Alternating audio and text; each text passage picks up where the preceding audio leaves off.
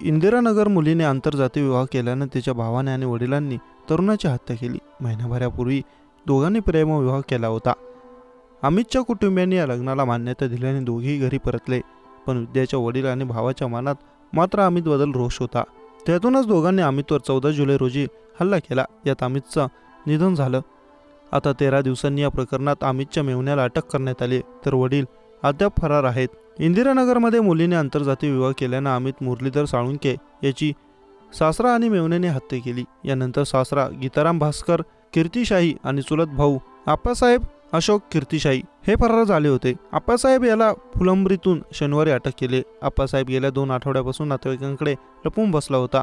तो पाळण्याच्या तयारीत असताना त्याला वाटेतून पोलिसांनी उचलला।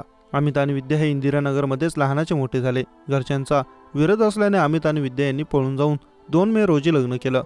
या लग्नाला विद्याच्या कुटुंबियांचा विरोध होता। अमितच्या घरच्यांनी लग्नाला मान्यता दिल्यानं ते घरी परतले, पण विद्याच्या वडिलांनी तुमचा सैराट करणार अशी धमकी दिली होती। 14 जुलै रोजी कट रचून अमितवर धारदार शस्त्रांनी हल्ला केला होता। तेव्हापासून आरोपी फरार झाले होते।